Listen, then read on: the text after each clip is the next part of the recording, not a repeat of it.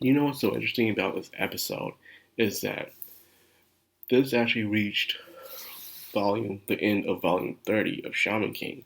But not only that, this was actually the last time that Shaman King was published in Shonen Jump Comics magazine. Actually, I remember when it happened, and the story was discontinued from right here. So when the story is reaching its final climax, yes, it was discontinued until sometime afterwards. It's when it was finally able to go into another publication.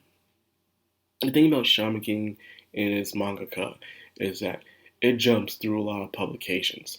He does a lot of projects surrounding the Shaman King universe, but at the same time, most of them never get completed because something already happens, whether his work gets axed, canceled, or the publication he's working for shuts down. It happens occasionally and a lot. But leaves a lot of fans kind of discouraged because it's like, will this guy ever catch a break of just having his work complete where he can just settle down, grow his roots, and do his projects? Unfortunately, it's not like that for him. It really does suck. I wanted to say that to let people know about a little specialty about this episode itself. You know, how it was the last time Shaman King was seen in Shonen Jump. And never seen again. Even with his sequels and spin offs, Shaman King Flowers, that too was axed until it came back as Shaman King Superstar. And even then, it's still in production hell. Chapters don't come out, and he still works on other spin offs as well. To this day, he's working on a Faust spin off. So, with that being said, speaking of Faust, Faust dies in this episode. He dies doing what Ryu does, but a bit cooler in a way. And now it's time for them to move on, where Yo beats the announcer, which is pretty cool. Which I thought his thing was a crane, but no, it's a pelican. It was a pelican that he was using as his spirit familiar. Spirit. Damn, I can't think of it. Well, anyways, Yo beats him. And I remember as a kid, I saw a dead pelican one time, and no one believes me. Only me and one of my friends were doing it. Just during the time we were walking towards the SATs, we saw a dead pelican. We saw it as a bad omen. Like, oh man, we are fucked. Well, anyways, that's a story for another day.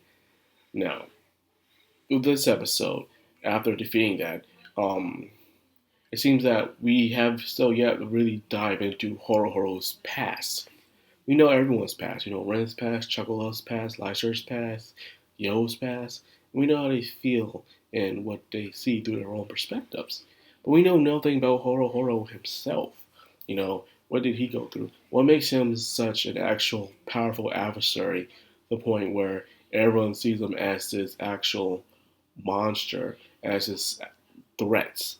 You know, in the beginning, Horo was the comic relief hothead, you know, even though he was an ice character, which someone did point out before years ago.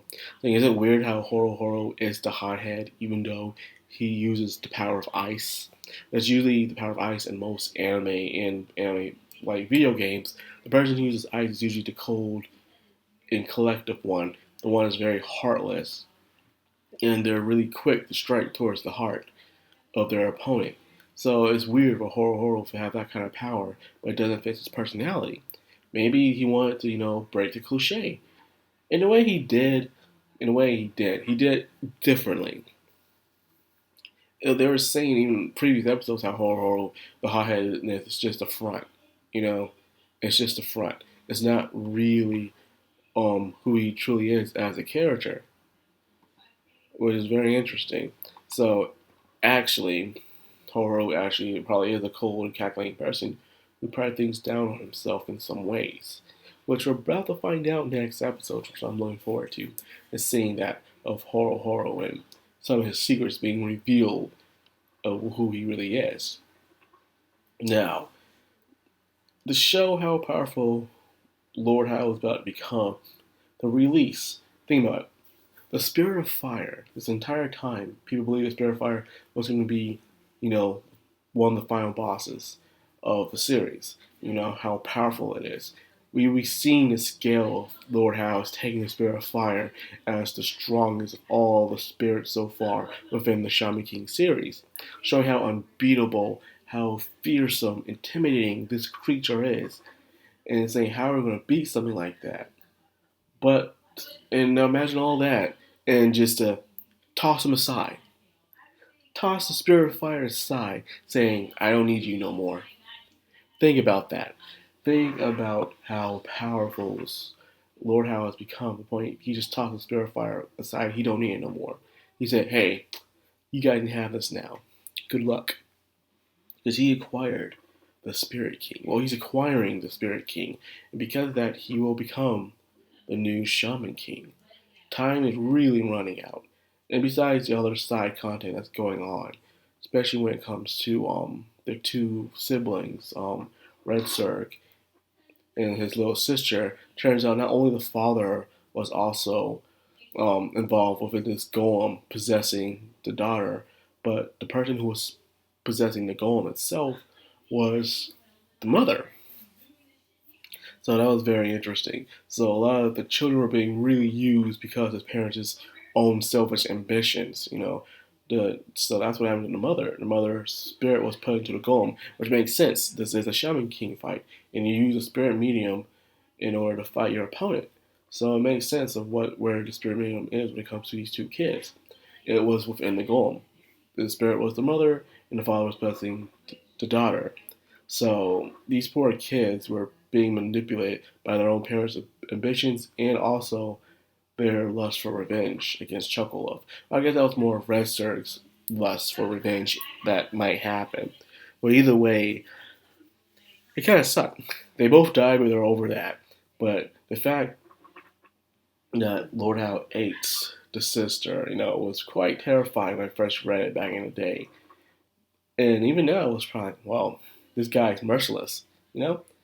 Now, however, it seems like every person that the spirit of fire has destroyed or killed and ate is inside of the spirit of fire.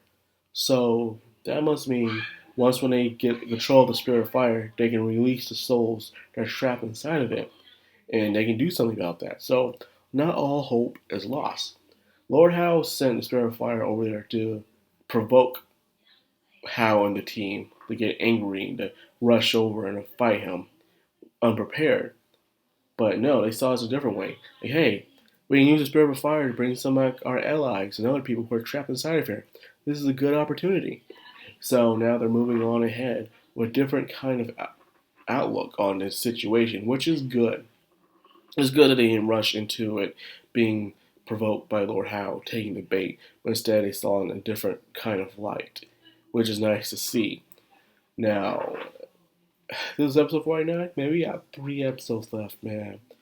How are they going to cram this? I can see how. Beginning of the next one will try to show Horo's past, and then move on to the final of the patches, and then finally the last 2 episodes will be about fighting Lord Howe.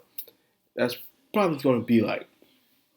That's how I predict it. There's not much they can do, but they're really cutting it close. Well, anyways, that being said, man, this really is it, people. The final countdown. 3 episodes remaining. Man, I tell you, it's been a long ride, but it's coming to an end, people. How do y'all feel about this? I know a lot of people have mixed reviews of Shaman King now, saying even though they hype about it, they're not that pleased with the anime, and they kind of blame Netflix for it. And I can see why. But the animation could have been better. Because usually when these kind of shows get reboots and remakes, they usually get this top quality animation done by it to put the previous work to shame. This one, it seems to be kind of near average at best. So I can see and understand the complaints that's going on. Like the show could have been better if it wasn't done by Netflix. Netflix backing them. And I do agree. I really do. So anyway, with that being said, I will leave it at that. Can't wait to see what happens next, man. It's going to be crazy. So anyways, if you got anything else left to think about or say when before the final countdown happens, let me know. Like, comment, subscribe, and of course hit that bell icon. This has been Madcrownxox, all anime. Signing out.